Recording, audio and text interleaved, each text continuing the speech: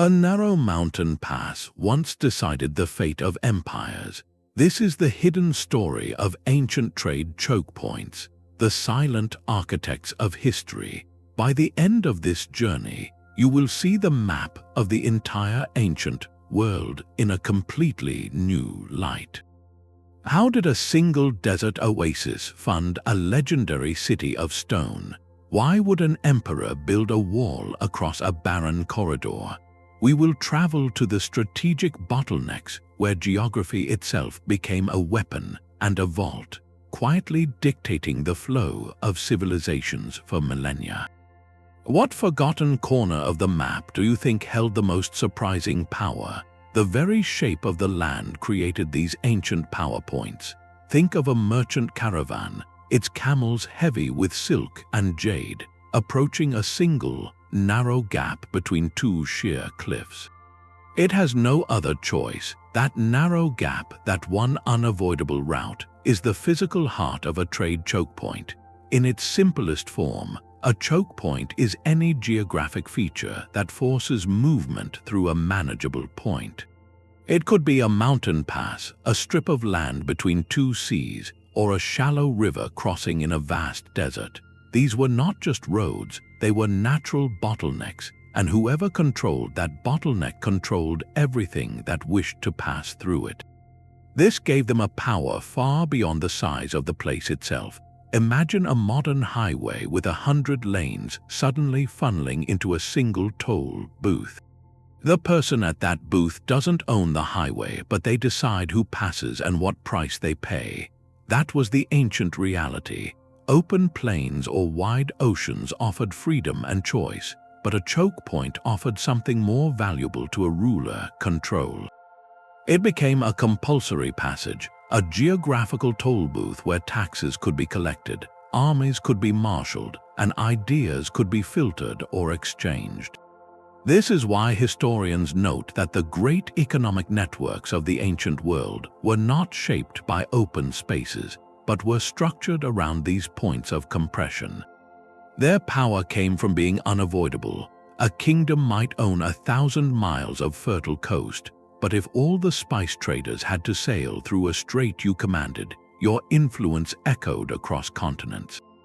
This simple, brutal logic of geography is the first key to unlocking a hidden layer of history, where the flow of civilization itself was quietly directed by rock, river, and sea. But to truly understand this power, we must visit one of history's most famous and formidable examples. Carved by ancient rivers through the unforgiving rock of the Hindu Kush Mountains, a 53-kilometer gash in the earth forms the legendary Khyber Pass. This was not merely a road, it was a geographical command. For over 2,000 years, it stood as the sole practical gateway for any army or merchant caravan seeking to move between the arid plateaus of Central Asia and the unimaginable riches of the Indian subcontinent. Its story is the definitive proof of a choke point's world-altering influence. Who held the Khyber Pass held the key to a continent. Its narrow, winding defiles witnessed an astonishing parade of history's most ambitious figures. Alexander the Great led his Macedonian phalanxes through here, driven by a desire to reach the ends of the known world. Centuries later, waves of Central Asian horsemen, from the Mongols to the Mughals, followed this same stony corridor, each conquest forever altering the political and cultural landscape of India.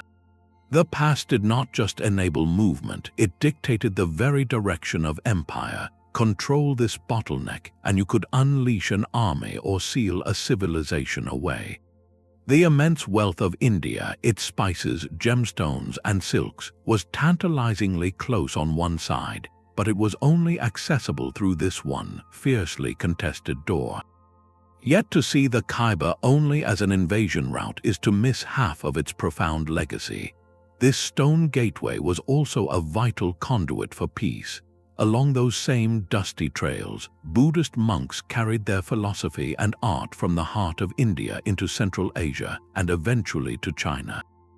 Caravans laden not with weapons but with textiles, ideas, and manuscripts created a constant, slow-moving river of exchange.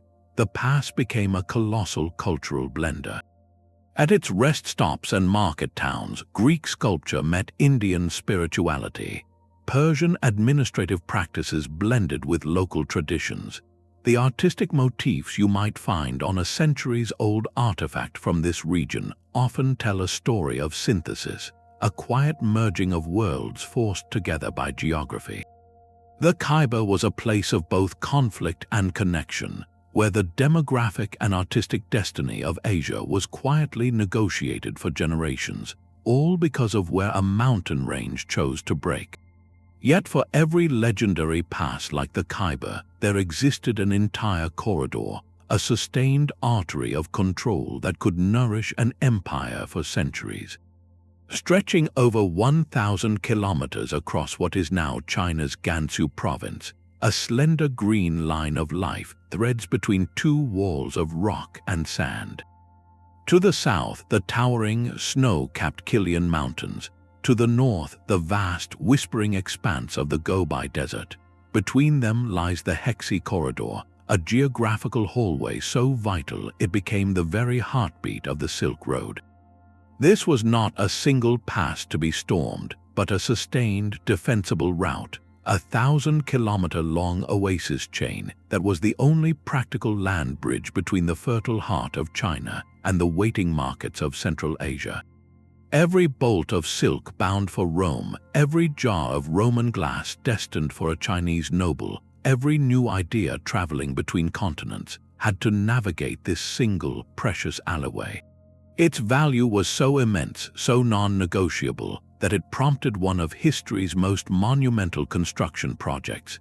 The Han Dynasty did not just patrol the Hexi Corridor, they built a wall along its entire northern flank, a sprawling extension of what we now call the Great Wall. This was not a vague border marker, it was a direct physical investment in securing a trade choke point.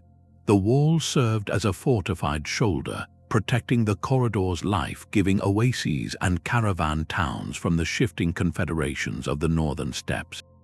Control here meant more than just collecting taxes, though the wealth was staggering. It meant controlling the very pulse of a civilization. When a strong dynasty like the Tang held the corridor, China thrived in a golden age of exchange. Buddhism flowed east along its paths, finding a new home and transforming Chinese art and thought. Vital horses from the western regions, essential for cavalry and prestige, arrived in imperial stables.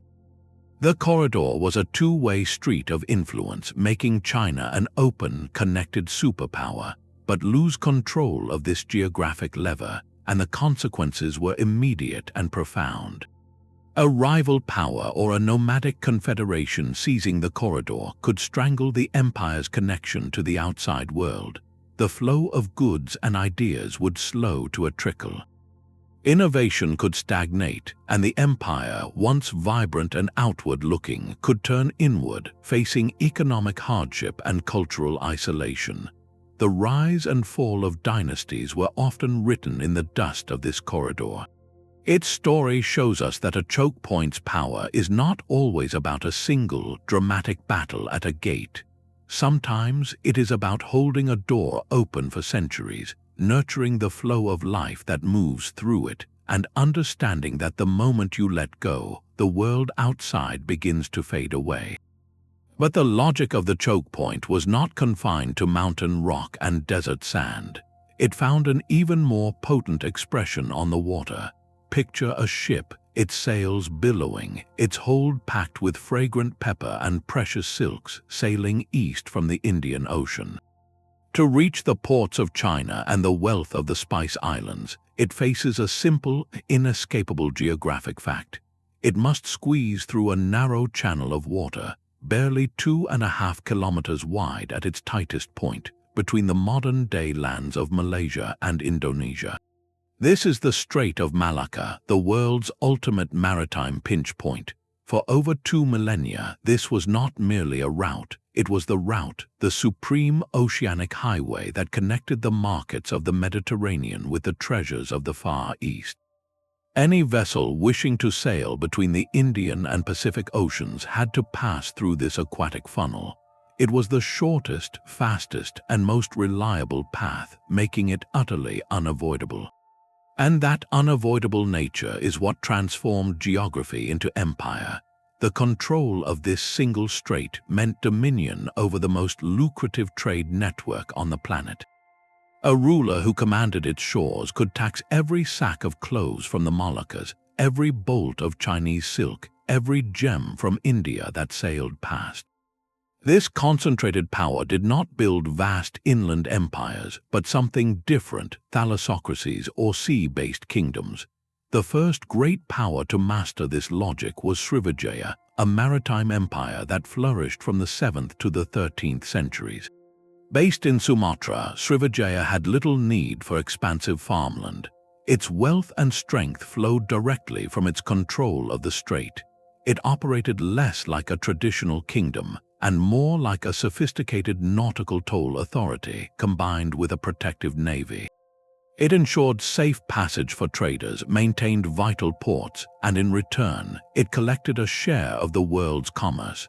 The city-state of Malacca later inherited this role, becoming a glittering, cosmopolitan hub where Arabic met Chinese, where Hinduism blended with Islam, all fueled by the constant flow of ships through its backyard. But such concentrated wealth was a magnet for conflict. The strait's history is a chronicle of diplomacy, naval rivalry, and piracy. Local sultans negotiated intricate alliances, while pirates lurked in the maze of surrounding islands, preying on the slow-moving treasure ships. And eventually, the sheer value of this geographic lock drew the attention of global powers from thousands of miles away. In the early 16th century, Portuguese caravels, driven by a relentless desire to bypass the old overland routes and seize the spice trade at its source, sailed into the strait. Their capture of Malacca in 1511 was not just the taking of a city, it was the seizure of the world's most valuable maritime key.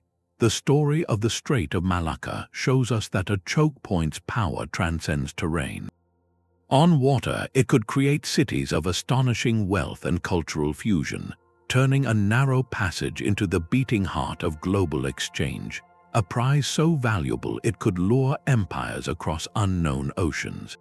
Yet the most valuable maritime keys were not always found in distant tropical seas. A winding ribbon of water in the heart of the ancient world held a power so concentrated it sustained a single city as the capital of an empire for over 1,000 years. This is the Bosporus, a sliver of a strait in modern Istanbul, so narrow you could almost shout across it. Along with the Dardanelles to the south, these Turkish straits formed the only possible maritime gateway between the warm Mediterranean and the resource-rich Black Sea.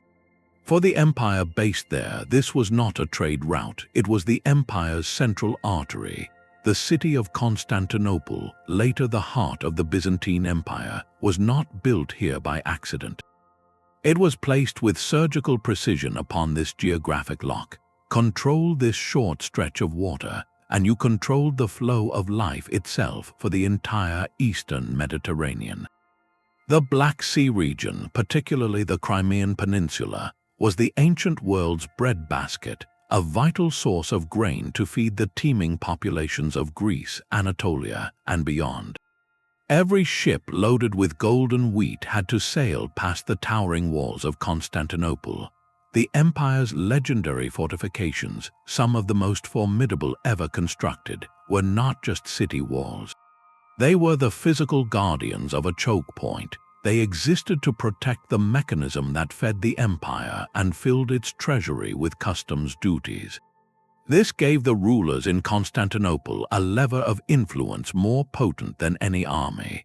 By simply closing the straits, they could hold southern Europe hostage to the threat of scarcity, a silent, economic form of siege that could bend kingdoms to their will without a single arrow being fired.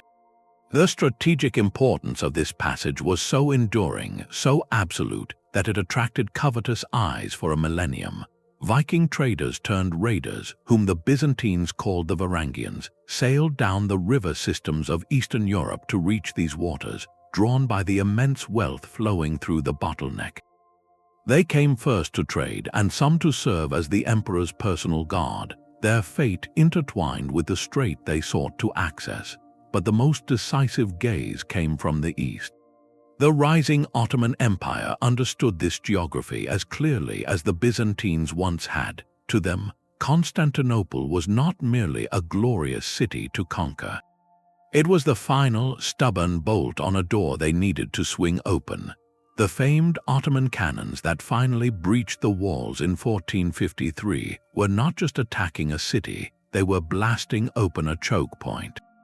With its fall, the Ottomans did not just gain a new capital, they gained total command of the passage between two seas, securing their dominance and reshaping the trade networks of Europe and Asia for centuries to come. The story of the Bosporus teaches us that the ultimate power of a geographic bottleneck is not just in the wealth it generates, but in the sheer longevity of its influence. A single, short stretch of water could define the fate of an empire for 1,000 years, making it the most coveted piece of real estate in the ancient world. The logic of the choke point could transform even the most barren landscape into a seat of power. Far from the crowded straits and mountain passes, the Sahara Desert presented a different kind of challenge, an ocean of sand where survival was measured in water and shade. Here, the choke points were not narrow gaps in rock, but life-giving oases, isolated islands of green in a relentless sea of golden dunes. To cross the Sahara was to navigate a deadly puzzle, and the only pieces that fit were these rare, scattered wells and palm groves. The most legendary of them all was the Siwa Oasis, a place so remote and powerful it drew kings across the desert to seek its wisdom. Nestled in the northwest of Egypt, deep in the Libyan desert, Siwa was not merely a watering hole. It was a compulsory stop, a geographical command post on the perilous routes that connected the Mediterranean coast to the vast, unseen interior of Africa. Any caravan laden with goods, whether carrying precious salt from the north or gold and ivory from the south, had to plan its entire journey around these points of refuge. To control an oasis like Siwa was to hold the keys to the desert itself. You could allow a caravan to replenish its water and save the lives of its drivers and animals, or you could deny them, sealing their fate in the surrounding sands. This gave oasis controllers a power disproportionate to the size of their lush, small domains. They became the toll collectors of the sands, taxing the immense wealth that moved on the backs of camels. But Siwa held another kind of power, one that drew the world's most ambitious leaders not for gold but for destiny. It was home to the famed Oracle of Ammon, a spiritual sanctuary where rulers traveled for months to have their futures divined. The most famous journey was that of Alexander the Great, who, after conquering Egypt, made a treacherous trek across the desert to ask the oracle if he was the son of a god. His pilgrimage was a stark testament to the oasis's dual authority. It was both a logistical lifeline and a spiritual capital. These desert hubs were far more than simple rest stops. They were fortified towns, centers of commerce and surprising cultural fusion.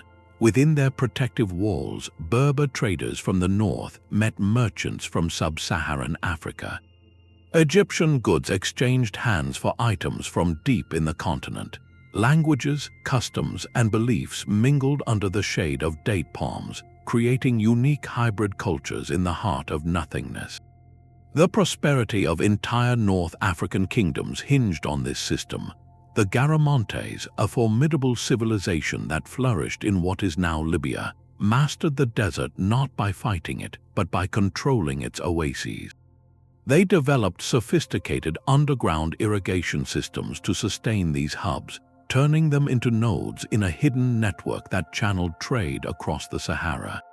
Their wealth and influence were built not on vast territories, but on the strategic possession of these tiny, vital dots on the map. The story of Siwa and the desert routes reveals a profound truth. In the most inhospitable environments, power does not come from controlling space, but from controlling the points that make movement through that space possible. The smallest refuge, the lone well in 1,000 miles of sand, could quietly dictate the flow of empires, proving that sometimes the greatest leverage is found not in strength but in necessity. Yet the most powerful choke points were not always natural. Sometimes the greatest leverage came from recognizing a geographical opportunity so obvious it haunted the dreams of rulers for thousands of years. Stretching just over 100 kilometers wide, the Isthmus of Suez is a slender band of sand and stone connecting Africa to Asia and separating the Mediterranean Sea from the Red Sea. For all of ancient history, this strip of land was a monumental inconvenience, a stubborn geographical wall that forced a brutal choice upon any trader. You could attempt the unimaginably long and perilous sea voyage around the entire continent of Africa, a journey few dared, or you could unload your precious cargo on one shore, haul it overland across the desert, and reload it on ships waiting on the other side. This arduous process, called portage, transformed the isthmus into a slow-motion, overland choke point. Whoever controlled that dusty corridor controlled the shortcut between east and west.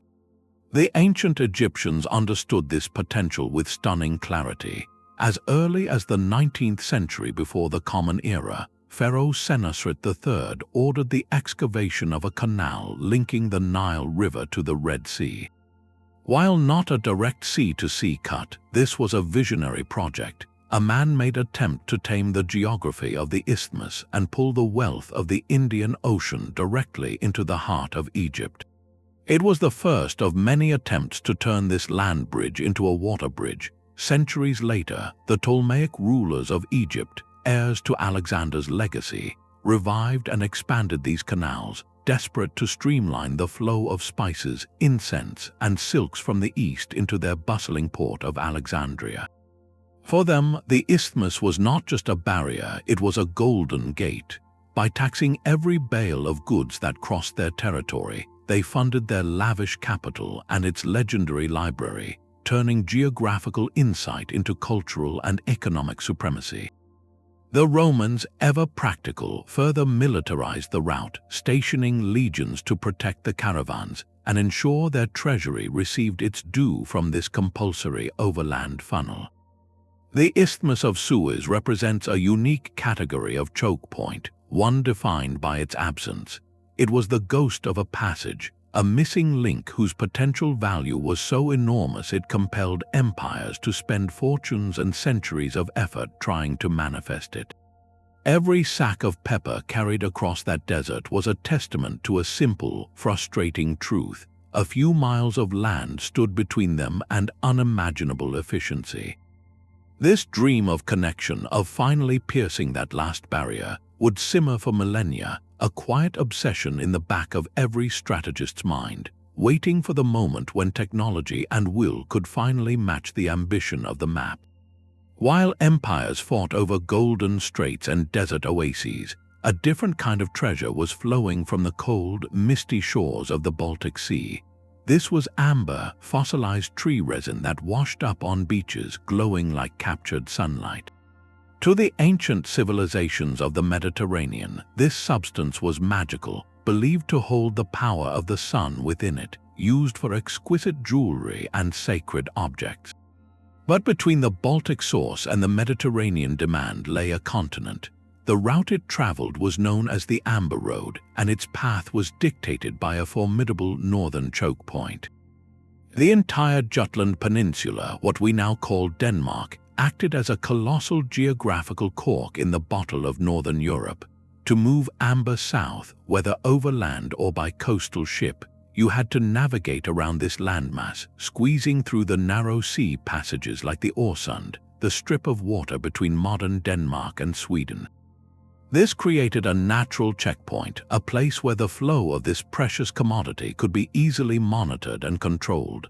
The Germanic tribes who inhabited this region, long before the Viking Age, understood this geography perfectly. They did not need to conquer vast territories to wield significant power. They simply needed to command the shoreline and the narrows. By controlling these bottlenecks, they could tax every piece of amber that traveled south, transforming their foggy homeland into a wealthy hub. This steady influx of wealth, drawn from a geographic advantage, did something remarkable. It fostered political complexity in a region often seen as peripheral. The control and protection of the trade route required organization, leading to the rise of local chieftains and petty kingdoms whose influence was built on this amber tariff. It was a quiet form of state-building funded by geography. Centuries later, the Vikings would master this same logic to a terrifying degree. Their famous longships were not just raiding vessels, they were the ultimate tools for dominating maritime choke points. From bases in Denmark and southern Sweden, they could launch into the North Sea, the Baltic, or sail up the rivers of Europe. But crucially, they could also clamp down on the Øresund and other narrows, demanding tribute from any merchant vessel wishing to pass.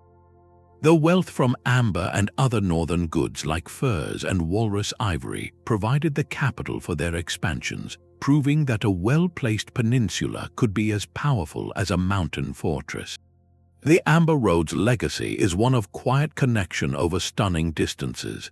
A single amber bead found in a Mycenaean tomb from the 2nd millennium before the Common Era likely began its journey on a Baltic beach, was traded through the Jutland bottleneck, traveled down river systems and across alpine passes, changing hands countless times before reaching the Mediterranean. This network did not just move goods, it transmitted ideas and artistic styles, linking the societies of the far north with the classical world in a slow, continuous dialogue. It shows us that the power of a choke point is not defined by the fame of the empire that holds it, but by the value of what passes through. Even in the less centralized landscapes of ancient Europe, a single, sticky, golden piece of resin could trace a path of influence, turning a cold coastline and a strategic peninsula into a silent partner in the story of civilization. The scent of sanctity had its own geography. In the blistering deserts of southern Arabia, where frankincense and myrrh trees wept their fragrant resin, a different kind of treasure was harvested. This was not gold or silk, but something arguably more valuable to the ancient world, the very aroma of the divine. Transporting these sacred resins to the temples and palaces of Rome, Persia, and Egypt meant crossing 1,000 miles of the Arabian Peninsula's most lethal terrain. Here, the choke points were not grand straits or fortified passes, but something far more basic: the next sip of water and the next sliver of shade. The entire incense route was a precarious chain of survival, each link a vital well or a narrow mountain defile.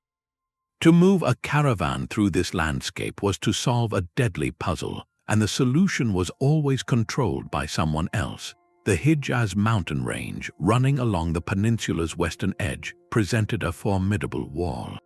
Caravans could not simply go around, they had to find the few gaps where the mountains relented, creating natural gates that could be watched, defended, and taxed. And at the end of a long, sun-scorched day, the location of a well was not a convenience, it was a matter of life and death for dozens of men and animals. This gave those who commanded the oases and the passes a power that was both economic and absolute. The most brilliant masters of this desert calculus were the Nabateans. They built their astonishing capital, Petra, not in a fertile valley but in a hidden basin surrounded by impassable cliffs. Its location was a stroke of strategic genius. Petra sat at the crossroads of several major incense routes, a natural convergence point forced by the surrounding mountains. Any caravan coming from the south, laden with incense, had to funnel toward this area to find passage north. The Nabateans did not just tax the goods, they sold the means of survival itself, water and protection. They engineered an immense, hidden water management system, capturing scarce rainfall in cisterns and controlling its distribution. A caravan leader arriving at Petra was not just paying a duty, he was paying for the right to continue living. This control over a desert choke point transformed barren rock into staggering wealth. The city's famous tombs, carved directly into rose-red cliff faces, are monuments funded by fragrance, but to see this trade as purely commercial is to miss its profound cultural heartbeat. Frankincense and myrrh were not luxuries, they were necessities for the spiritual life of the classical world. In Rome, no state ritual or funeral pyre was complete without clouds of fragrant smoke, believed to carry prayers to the heavens. In Egypt, they were essential for embalming and temple ceremonies. The demand was constant, rooted in deep religious practice, making the trade incredibly stable and lucrative. By controlling the physical choke points of the desert, the Nabateans effectively controlled a spiritual lifeline for empires far larger than their own. Petra's rise from an obscure fortress to a magnificent cosmopolitan city is the ultimate testament to a choke point's silent power. It proves that the greatest leverage can come from controlling not what people want, but what they fundamentally need to get it. The city thrived because it held the keys to the desert, and in doing so held the scent of the gods themselves. But the logic of the geographic lock was not static. It could flow, carving its power into the very bedrock of a continent. The Danube River was not merely a waterway, it was a moving choke point, a liquid highway whose current drew the ambitions of empires upstream. For over 2,800 kilometers, it served as the primary artery into the heart of Europe, a natural road where a boat laden with grain or iron could travel farther and faster than any overland caravan.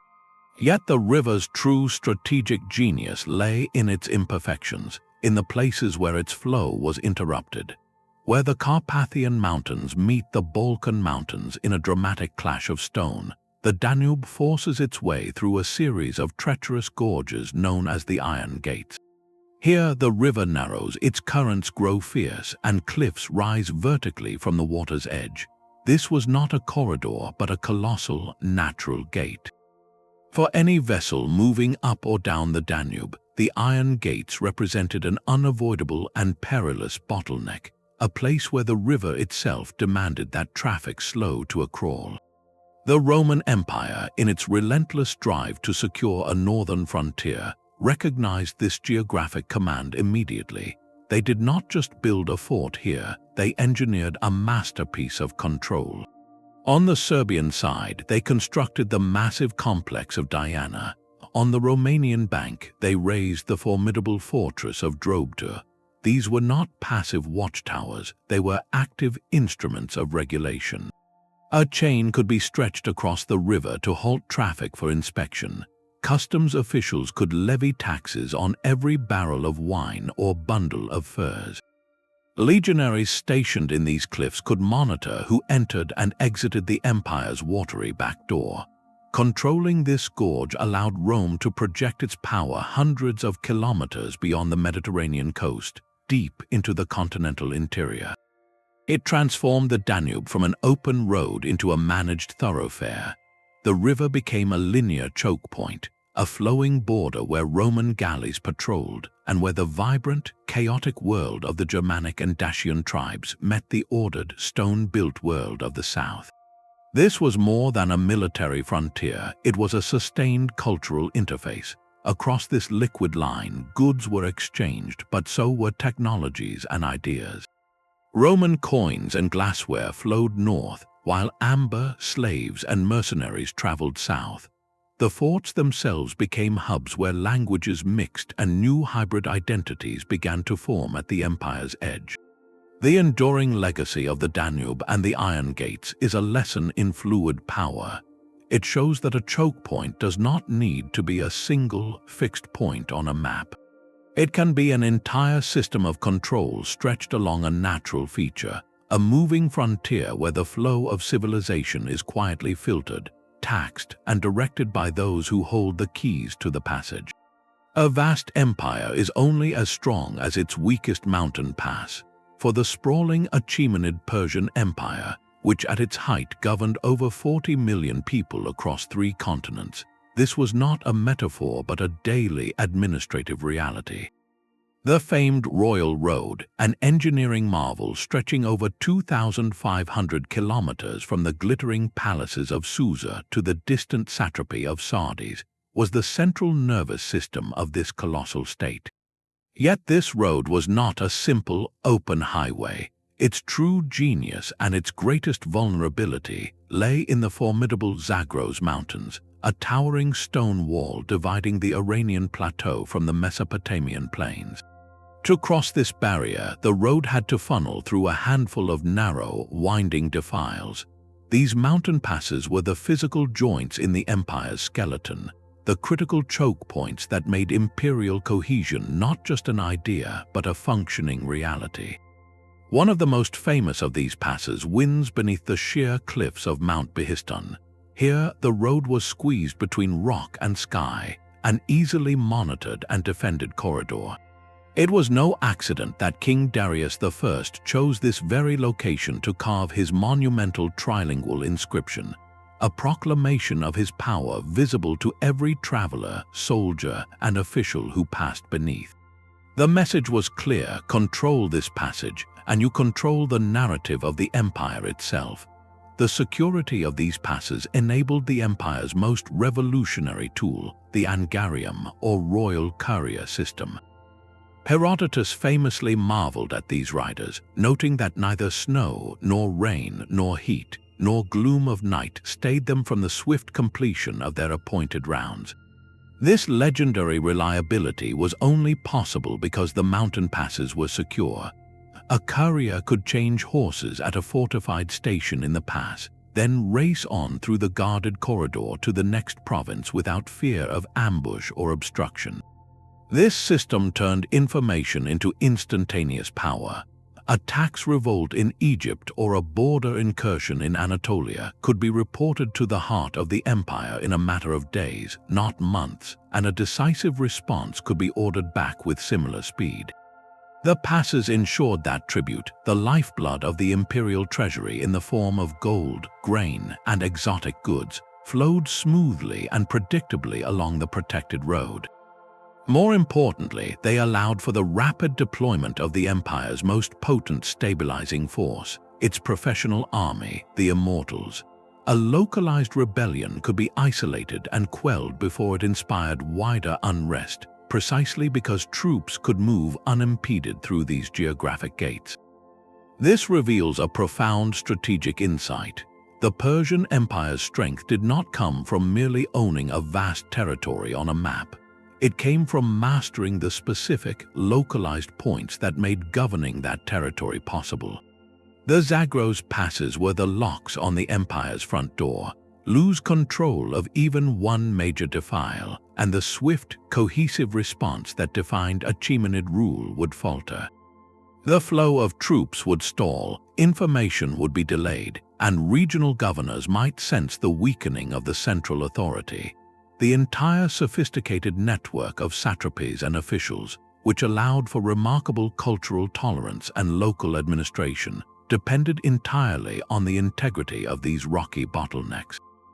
They were the quiet, uncelebrated pivots upon which history's first true superpower turned, proving that the greatest empires are built not just on grand visions, but on the meticulous control of geography's smallest, most demanding doors. Far to the south, a different monsoon wind shaped a world of stone and sea. On the eastern coast of Africa, the Swahili city-states did not build their fortunes on conquest, but on a patient understanding of the wind. Each year, the predictable monsoon currents created a vast, seasonal highway across the Indian Ocean. Ships from Arabia, Persia, and India would ride the summer winds south to Africa, laden with fine textiles, glazed ceramics, and spices. They would then wait for the winter winds to reverse direction and carry them home. But this entire system pivoted around a single, crucial geographic feature, the Mozambique Channel. This deep water passage between the island of Madagascar and the mainland was not just a route, it was the only safe, reliable corridor for this monsoon-driven traffic. Any ship wishing to reach the rich ports of the African coast had to navigate this channel, making it a colossal maritime funnel. The Swahili cities, like the famed island port of Kilwa-Kisiwani or the mainland hub of Sofala, were not randomly placed. They were strategic locks on this geographic gate.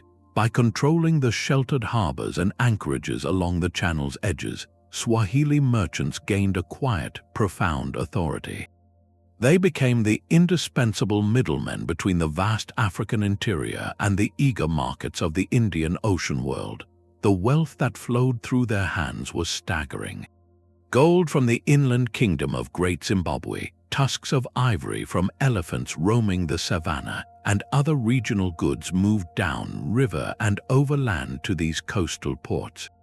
There they were exchanged for the luxuries of the East. This exchange did not merely fill treasure houses, it built cities of coral stone. Kilwa's Grand Palace, Husuni Kubwa, and its ornate mosque were monuments funded by geographic leverage. The city's very layout, with its deep water port and fortified walls, spoke of a civilization whose identity was maritime and mercantile, rooted in controlling a choke point. But the true legacy of this control was cultural. The Swahili coast became a breathtaking mosaic. Bantu-speaking African communities, Arab traders, and Persian merchants lived side by side in these port cities, creating a new hybrid identity. The Swahili language itself is a beautiful testament to this fusion, blending Bantu grammar with a rich vocabulary of Arabic and Persian loanwords. Their architecture combined African coral rag construction with ornate Middle Eastern decorative styles. This was not a society imposed by an empire, but one that grew organically from a sustained meeting at a crossroads. The channel forced the world to come to them, and in that constant arrival, something new was forged. Their power was soft but immense. They rarely sought to conquer inland territories, instead focusing on maintaining their coastal networks and their relationships with interior suppliers. By mastering the logistics of the Mozambique Channel, they funneled the continent's wealth onto a global stage, proving that a choke point's influence could cultivate a unique and enduring civilization, one whose echoes are still heard in the language and stones of the coast today. While empires in the Old World mastered their straits and passes, an entire hemisphere developed its own intricate system of connections, stitched together by two slender bands of land. The Isthmus of Tehuantepec in southern Mexico and the Isthmus of Panama formed the only practical overland bridges between the great cultural spheres of the ancient Americas. For thousands of years, these corridors were the continental sutures, quietly channeling the flow of people, ideas, and treasure across a world the Atlantic would later call new. The logic of the choke point was universal, and here it built civilizations in isolation. The narrow waist of Tehuantepec, where the Pacific and Atlantic coasts nearly touch, presented a formidable but manageable shortcut. Instead of a months-long voyage around the Yucatan Peninsula, a trader could transport goods across this 200-kilometer-wide land bridge. This geographic convenience transformed the isthmus into a mandatory crossroads. From the highlands of Guatemala came precious jade, the stone of life and authority, and razor-sharp obsidian for tools and ritual blades. From the humid southern coasts came the vibrant, spiny shells of the spondylus, revered as a symbol of fertility and water, and the bitter, magical beans of the cacao tree. Controlling this funnel meant controlling access to the very ingredients of power and ritual. The Olmec, often called the mother culture of Mesoamerica, leveraged this position to astonishing effect. Their colossal head sculptures, carved from basalt, required stone sourced from distant mountains, likely transported along routes that utilized the isthmus as a pivotal node. By commanding this passage, they could pull distant resources into their ceremonial centers, fueling a cultural explosion whose artistic and religious motifs would echo for millennia in later societies like the Maya. The isthmus was not a barrier but a catalyst, compressing exchange and accelerating the spread of innovations like calendrical systems and architectural styles. Far to the southeast, the Isthmus of Panama played an equally vital but distinct role. This was the grand connector between continents, the only land path from Mesoamerica into the Andean world and the Caribbean. Here, the trade goods spoke of even longer distance relationships: gold from the mountains of Colombia, intricate textiles from Peru, and exotic feathers from Amazonian birds traveled north, while Mesoamerican obsidian and pottery styles filtered south. The communities that thrived along this corridor became masters of the portage, the art of moving goods from one ocean to another. They did not just carry cargo, they carried concepts. Stylistic similarities in metalworking techniques and mythological themes found on both sides of the isthmus hint at a slow, persistent dialogue facilitated by this geographic bottleneck. These land bridges prove a profound point. Even without the wheel or large draft animals, and completely isolated from Africa, Asia, and Europe, the ancient Americas developed sophisticated, continent-spanning networks dictated by the same uncompromising rules of geography. A society's reach was not determined by the size of its army, but by its access to the narrow doors that nature had provided. The flow of a single jade bead from Guatemala to a ceremonial cache in central Mexico, or a spondylus shell from Ecuador to a temple in Peru, traces a story of connection written not by kings, but by the shape of the land itself. In the Americas, the choke points were the quiet, enduring threads that wove separate worlds into a tapestry of shared innovation, long before any other hemisphere knew they existed. This control over a funnel translated directly into the most reliable currency of power, gold. The constricted nature of a choke point was not just a military dream, it was a tax collector's fantasy. Why chase wealth across a vast, open territory when you could simply wait for it to come to you, squeezed through a single, manageable gate?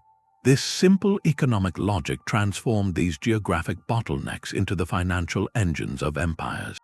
From the Roman Empire to Han China, the strategy was strikingly similar. Establish a fortified customs house, a toll station, or a garrison port right at the narrowest point of the passage. The Romans called this system the portorium, a tax on goods moving across imperial frontiers, and they placed these stations with surgical precision at mountain passes and key river crossings. In China, frontier garrisons along the Hexi Corridor and the Great Wall served a dual purpose. They were defensive bulwarks and revenue collection points, extracting a share from every bale of silk heading west. The income was not merely helpful, it was often staggering, forming the predictable financial bedrock of the state. Think of it as a consistent, automated revenue stream, funded by the entire world's desire to trade. This steady flow of capital funded monumental ambitions. The Persian Royal Road, with its secure mountain passes, ensured that tribute from Egypt and Anatolia flowed unimpeded into the imperial treasury. The tolls collected at the Strait of Malacca paid for the glittering palaces of Srivijaya and later, the formidable fortifications of Portuguese Malacca. This predictable wealth provided something empires craved even more than gold: stability. With a reliable income stream secured by geography, a ruler could plan. They could finance standing armies to secure the choke point itself, creating a self-reinforcing cycle of control. They could invest in colossal public works like aqueducts, temples, and libraries, which projected soft power and cultural prestige. They could fund exploratory missions or subsidize farmers to ensure domestic grain supplies, reducing vulnerability. The economic logic was brutally elegant and universally understood. You did not need to produce the finest silks or the rarest spices yourself. You simply needed to control the door through which they traveled and levy a fee for the service of keeping that door open and safe. This fiscal dimension turns our understanding of these places on its head. They were more than strategic gates, they were the ATMs of the ancient world. The very rock of a mountain pass or the current of a narrow strait became a wealth-generating asset. geography itself, through the mechanism of the bottleneck, produced the concentrated capital that allowed civilizations to flourish, to build, and to project their influence far beyond what their own natural resources might have allowed. The map was not just a picture of territory, it was a blueprint for revenue. But the most profound cargo moving through these geographic funnels was not silk or spice, it was belief itself. A choke point, by its very nature as a compulsory meeting ground, became a superhighway for the soul. When you force the traffic of an entire region through a single mountain pass or along a narrow desert corridor, you are not just mixing goods, you are blending worldviews. The spread of the world's great religions, those vast, intangible systems of faith and philosophy, was not a mystical process drifting on the wind. It was a logistical one, meticulously following the paved roads and guarded trails of trade. Buddhism's journey from its birthplace in northern India to its profound adoption in China is a map drawn by geography. It did not leap across the Himalayas. Instead, it traveled the merchant routes, moving patiently through the Khyber Pass into Central Asia, and then eastward along the life-giving oases of the Hexi Corridor. Buddhist monks often traveled with merchant caravans for protection, and they established their first monasteries not in remote wilderness, but at key trading hubs and rest stops along these established choke points. A monk from Gandhara could share sutras with a Central Asian trader in a caravanserai near Samarkand, and that trader, moving further east, might plant the seed of an idea with a Chinese official at a frontier garrison in Dunhuang. The faith moved at the speed of commerce, its doctrine carried in the minds of men who were already navigating the world's natural bottlenecks. Similarly, the explosive spread of Islam in the centuries after its founding is a story of routes and waypoints. It followed the well-worn incense routes of the Arabian Peninsula, where control of desert oases meant you also controlled the flow of people and ideas. Muslim traders venturing out from the Caliphate carried their faith along the maritime choke points of the Indian Ocean to the Swahili coast and the Strait of Malacca.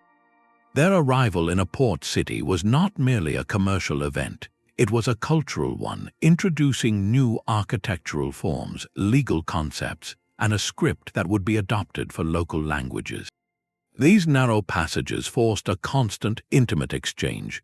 Picture a single, crowded rest house on a high mountain pass. Here, a Zoroastrian merchant from Persia, careful with ritual fire, might share a meal with a Buddhist monk from India, deep in meditation. A Nestorian Christian trader from Syria, carrying texts in a language no one else could read, might explain the symbols on a small ivory cross.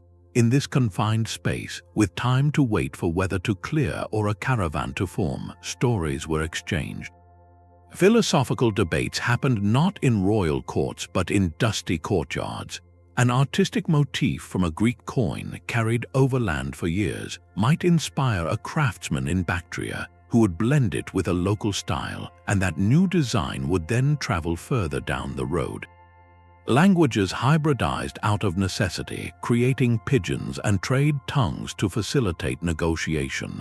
This was the true, hidden function of the choke point. Beyond the taxes and the troops, these places acted as the living synapses of the ancient world.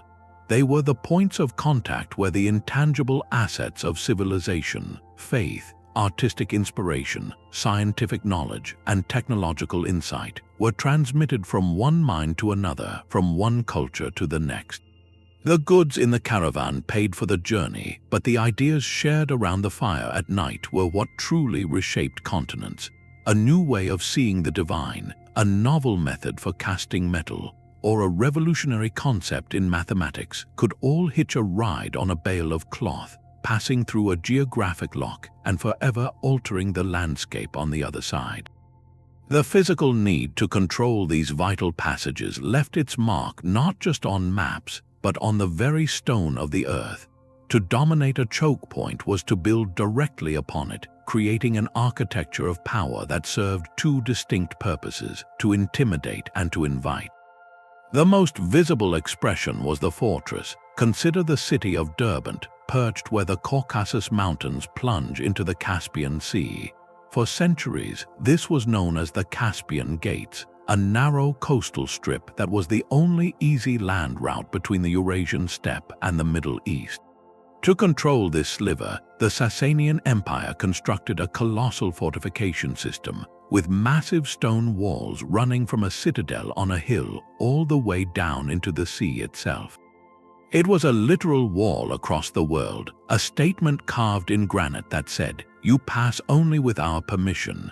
Similarly, the Great Wall sections along the Hexi Corridor were not a single, continuous barrier, but a targeted system of watchtowers and fortresses placed to oversee the oases and the narrowest points of the desert passage. These structures were psychological tools as much as military ones. Their looming presence made the abstract power of a distant emperor immediate and undeniable to every merchant and traveler. They transformed a natural bottleneck into a fortified gate, a permanent checkpoint where geography and state authority became one and the same. Yet for trade to flow and generate wealth, fear alone was not enough. A caravan that was too terrified to approach, or one that perished from exposure just outside the gates, was a caravan that paid no taxes. This understanding gave rise to the Chokepoints' other iconic structure, the Caravanserais.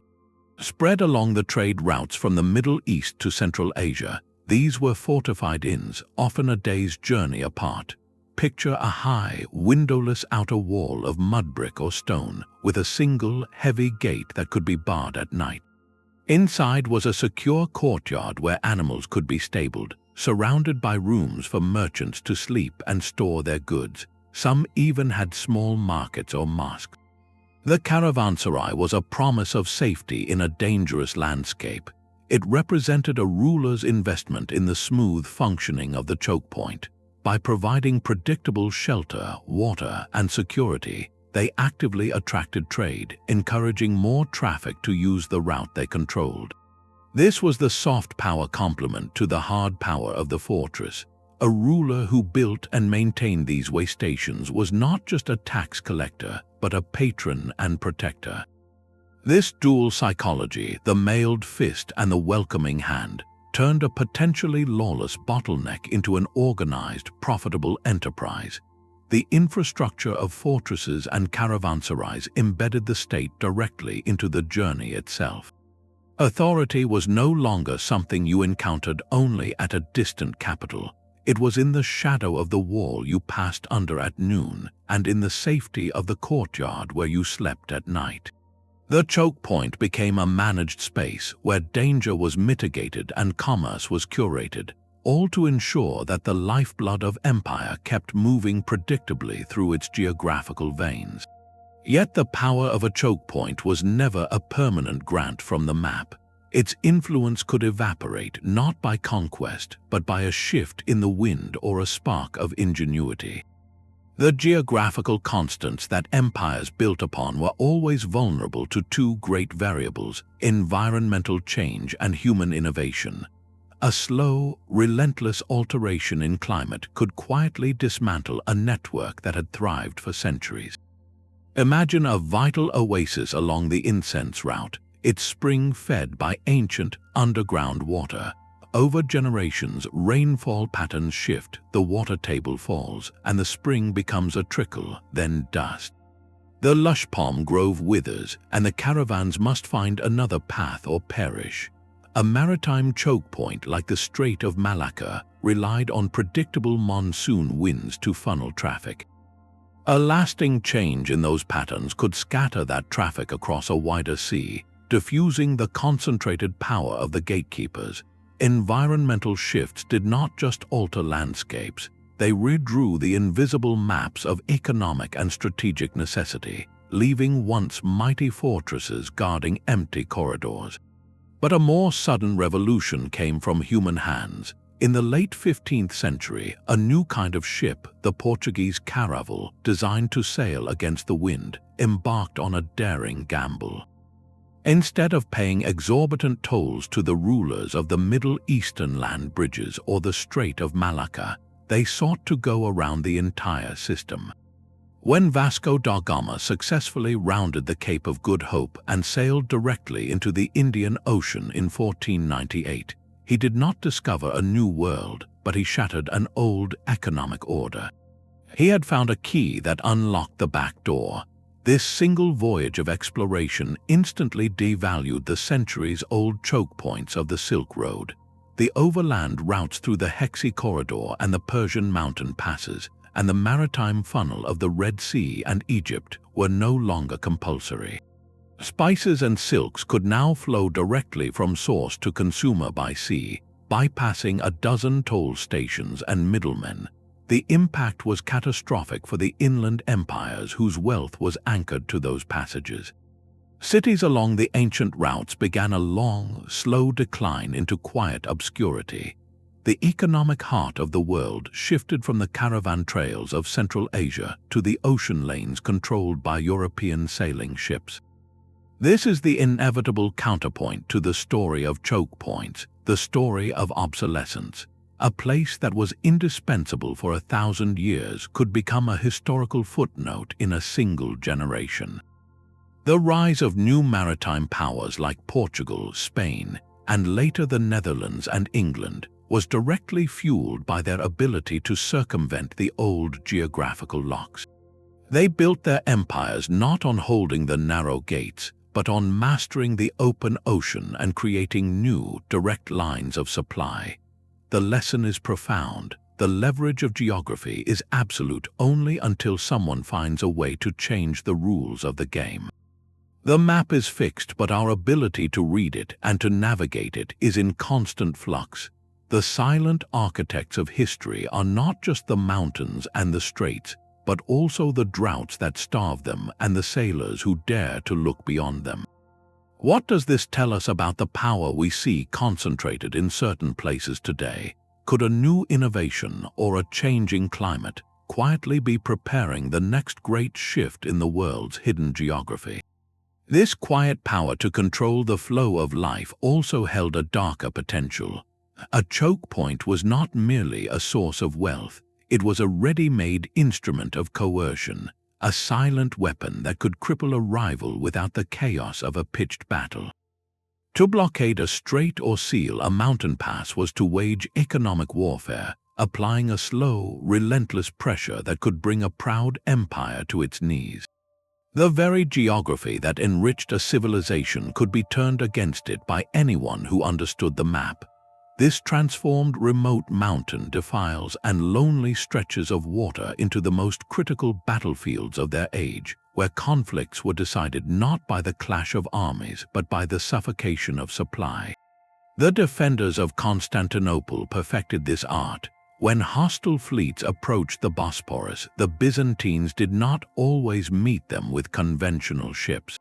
They deployed their most terrifying and secret weapon, a liquid flame that burned even on water, known to history as Greek fire. This was not just a weapon of destruction, it was a tool of choke point defense. By spraying this inextinguishable fire from specially equipped ships, they could turn the entire narrow strait into a wall of flame, rendering it impassable. They were not just sinking ships, they were slamming shut a geographical door, protecting the capital and severing an enemy's naval lifeline in one decisive act. On land, the strategy was just as potent. A powerful kingdom could simply close its mountain passes, as the Persian Empire might seal the gates through the Zagros. This action cut off more than trade routes, it isolated provinces, halted the movement of messengers and troops, and could trigger famine in regions dependent on imported grain. The goal was to force compliance through hardship, to make the cost of defiance so severe that surrender became the only rational choice. This silent, geographical siege meant that diplomacy and statecraft were forever focused on these narrow passages. Alliances were forged to secure access to them. Treaties were signed guaranteeing safe passage through them. Wars were launched with the sole objective of seizing them. The ability to project power precisely to these remote but vital locations, to be the hand that turned the tap of commerce on or off, became the defining skill of ancient statecraft. It was a cold, calculated form of power, where controlling a single point on a map could whisper threats that echoed across continents, proving that sometimes the most decisive battles were fought not with swords, but with keys. The lines on our modern maps are not arbitrary. They are often the faded ink of ancient geography, tracing the same narrow passages that empires fought over for millennia. The ghost of a trade choke point can linger for centuries, quietly hardening into a political border or simmering as a modern geopolitical flashpoint. Look at the rugged frontier between Afghanistan and Pakistan, a line drawn by British diplomat Mortimer Durand in 1893. This contentious border, the Durand Line, was not created in a vacuum. It was superimposed directly over the region of the Khyber Pass, attempting to control and divide the very peoples and routes that have flowed through that stone gateway for over 2,000 years. The modern tensions in this area are, in many ways, a continuation of the ancient struggle to command that indispensable corridor. The geography has not changed, and so the strategic imperative remains, making the border a permanent source of friction. Similarly, glance at a map of the South China Sea. The intense modern competition over tiny islands and reefs is not really about the specks of land themselves. It is about controlling the sea lanes around them, particularly the approaches to the Strait of Malacca. That narrow aquatic funnel remains as vital to global trade today as it was to Srivijaya 1,000 years ago.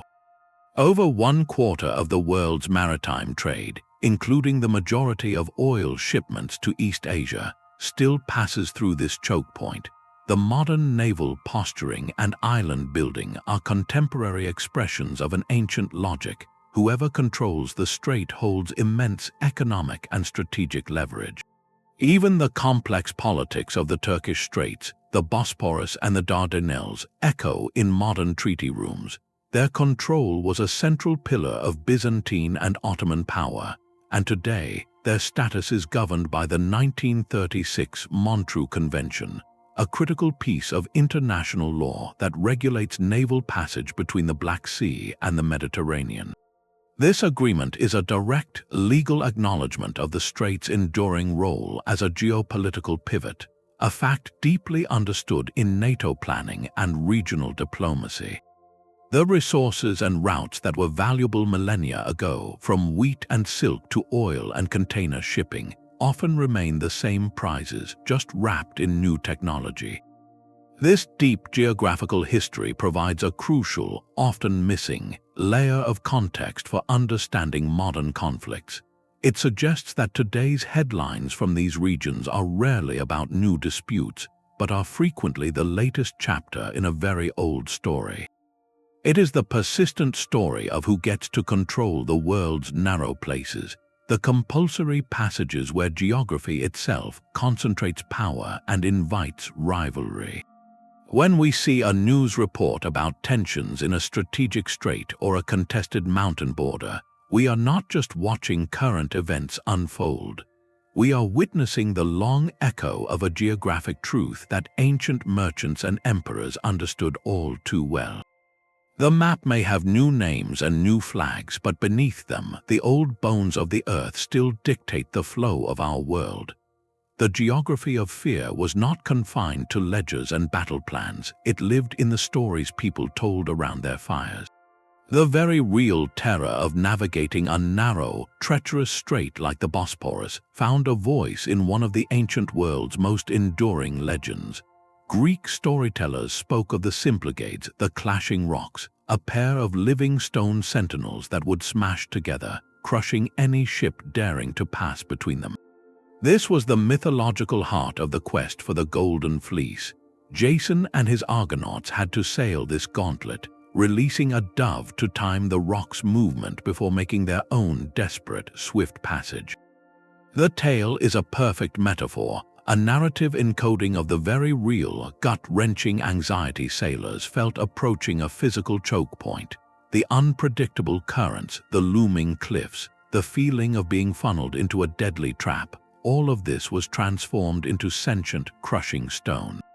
The myth made the geography personal, turning a map feature into a monster one had to outwit to survive. It shows how these bottlenecks were not just strategic points, they were psychological landmarks, places where human vulnerability met the unmovable will of the earth. A different kind of story, born from a blend of history and legend, spoke to the other great fear these passages inspired, the fear of what lay on the other side. Across medieval European and Islamic maps, one finds references to the Gates of Alexander.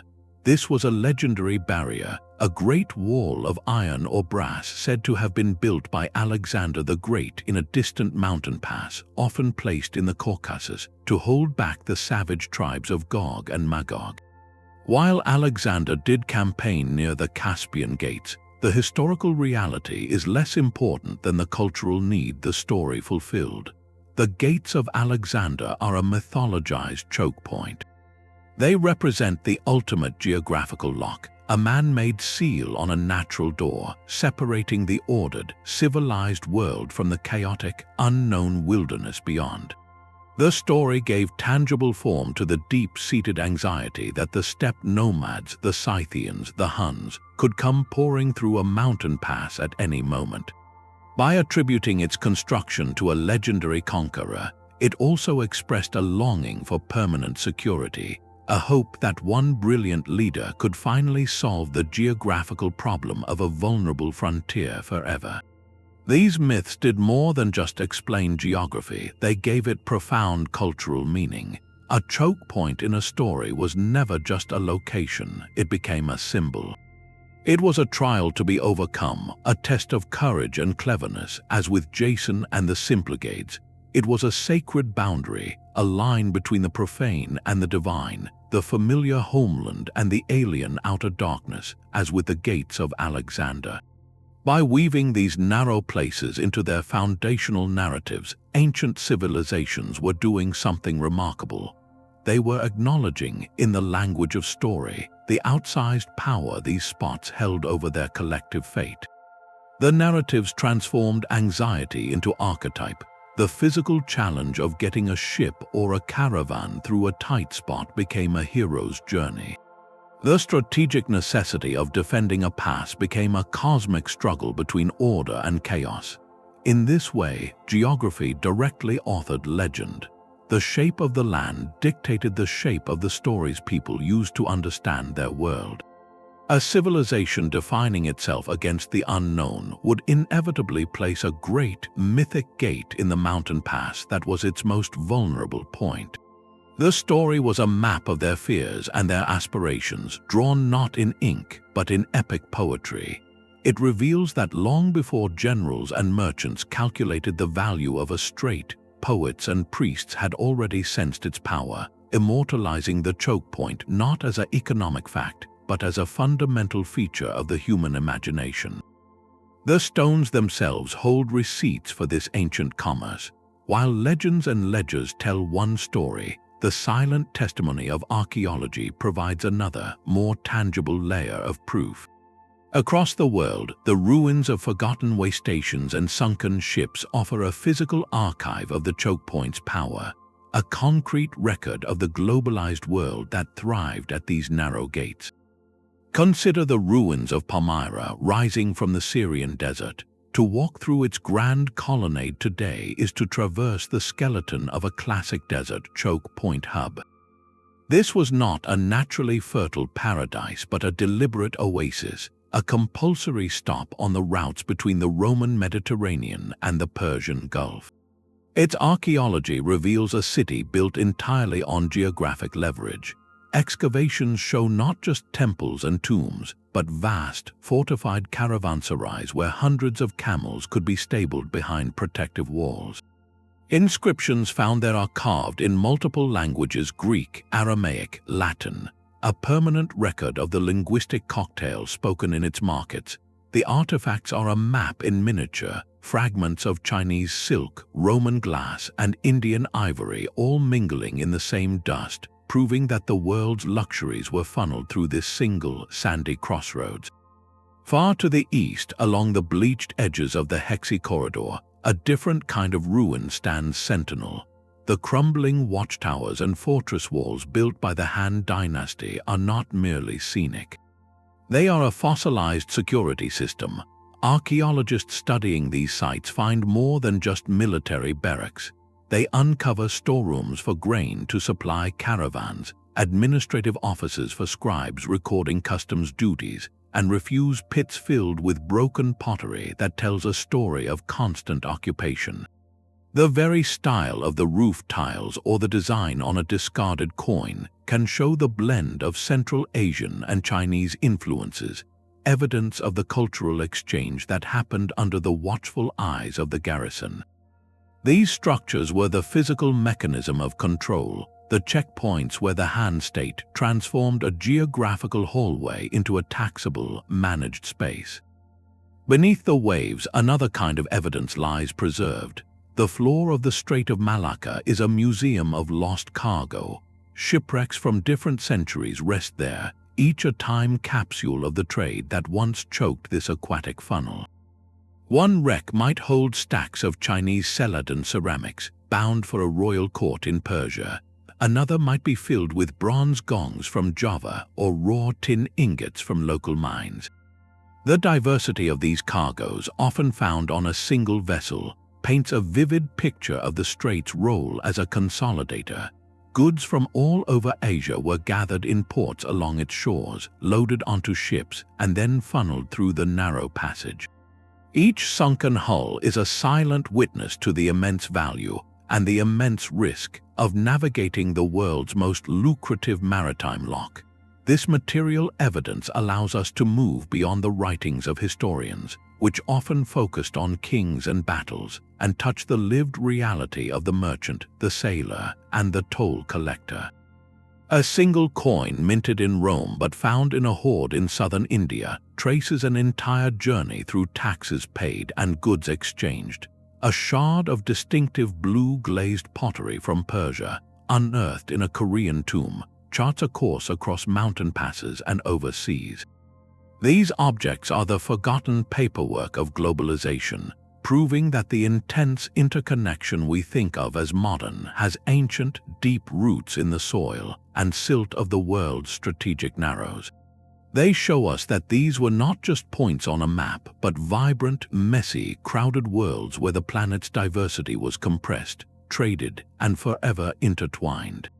The rock of a mountain pass and the waves of a narrow strait demanded entirely different kinds of mastery.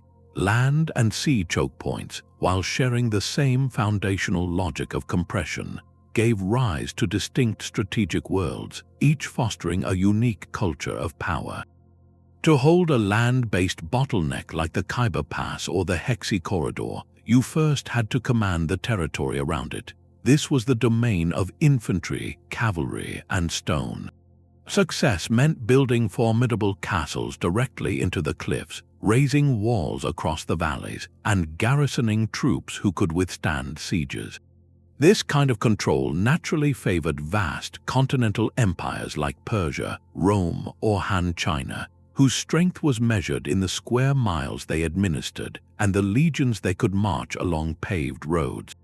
Their power was territorial, anchored to the earth, and their great cities often grew inland at the convergence of overland routes as administrative and commercial hearts. Controlling a sea strait, however, was a game played on the water. The Strait of Malacca or the Bosporus could not be held by a wall alone. It required a different tool, a navy. Mastery here favored thalassocracies or sea-based states, whose wealth and authority flowed from ship technology and nautical skill. Empires like Srivijaya or the later Portuguese did not need to conquer vast hinterlands. They needed fast, durable ships and the knowledge to dominate a maritime corridor. Their power was mobile, projected across waves rather than along roads. Consequently, the cities they built were not inland capitals but glittering port entrepots, islands of exchange like Kilwa or Malacca, where goods were transferred from ocean-going vessels to local networks. These were cosmopolitan hubs first, administrative centers second. their identities shaped by the constant arrival and departure of ships. Yet for all their differences, the underlying principle remained identical. Both the mountain defile and the ocean narrows forced widespread traffic into a manageable funnel. This concentration was the source of all their power. It made monitoring effortless, whether by a watchtower on a cliff or a patrol galley on the tide. It simplified taxation, creating a single, efficient point to collect duties from 1,000 scattered merchants. And it granted immense control, offering the ruler a simple lever, open or closed, to regulate the lifeblood of continents. This comparison reveals how geography quietly authored different chapters of human ambition. The continental empire, with its fortified passes and land armies, developed a strategic culture of permanence and deep territorial control. The maritime state, with its fleets and port cities, cultivated a culture of mobility, network building, and fluid influence. One looked to the soil, the other to the horizon, but both were reading from the same ancient, unyielding text written by the shape of the world. Behind every toll collected and every treaty signed, a human hand guided the camel or steadied the tiller. The true masters of the ancient choke points were not the emperors in their distant palaces, but the practical experts who knew how to navigate their dangers. Think of a Sogdian merchant from Samarkand, his language a bridge between Persian and Chinese, his mind holding a mental map of every reliable spring in the Taklamakan desert. Or a Phoenician sailor reading the stars and currents of the Mediterranean, knowing which narrow strait offered safe harbor and which hidden cove hid pirates. These were the indispensable intermediaries, the ones who turned a geographical theory into a working reality. Their expertise was a currency as valuable as gold. A Bedouin guide in the Arabian desert did not just know the location of an oasis. He knew the exact state of its well this season, which tribal leaders demanded passage fees, and whether shifting sands had opened or closed a route since the last caravan. This was hyper-local, perishable intelligence, and empires were utterly dependent on it. Without these guides, the mighty Roman legions could be lost in a waterless waste, and the wealth of India could never reach the markets of Antioch. This created a fascinating social class that operated between and above empires. Multilingual translators and skilled diplomats worked the crowded customs houses at border forts like Dura Europos on the Euphrates or the ports of Alexandria. Their loyalty was rarely to a king or a flag, but to the smooth transaction, the successful negotiation, the next safe passage. They formed a kind of ancient transnational network, bound by shared codes of conduct and a common interest in keeping the goods and the profits moving. A Sogdian merchant might warn a Chinese colleague about unrest near the Khyber Pass, not out of patriotism, but to protect a shared business venture. A Phoenician ship captain might carry letters for an Egyptian official alongside his cargo of Lebanese cedar, acting as an informal courier in a world without formal postal treaties. These individuals were the living connective tissue of the ancient world. They carried more than silk and spice, they carried trust. Their reputation for honesty or their network of contacts was their most vital asset. A merchant known to accurately represent his goods and pay his agreed-upon duties could travel thousands of miles with a kind of informal passport, his name recognized and respected at a dozen different frontier gates. The courage required for this life is hard to overstate. Every journey was a gamble against a host of silent threats. A sudden sandstorm could erase the desert trail you memorized a decade ago. A change in a local chieftain's mood at a mountain pass could mean confiscation of your entire cargo. Pirates were a constant specter in the narrow straits, from the Mediterranean to the South China Sea. These travelers faced these risks not for conquest or glory, but for the modest, profound hope of a successful sail and a safe return home. Their stories, often lost to the grand narratives of kings and battles, are the quiet heartbeat of history.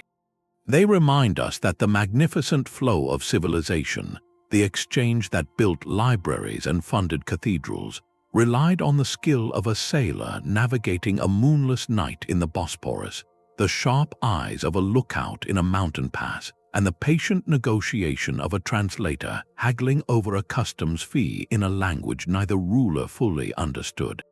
The empires built the fortresses and claimed the revenues, but it was this unseen army of the practical and the brave who actually turned the keys in the world's most vital locks, ensuring the lifeblood of civilization never stopped flowing through its narrowest veins. But the power of these narrow places was never truly singular.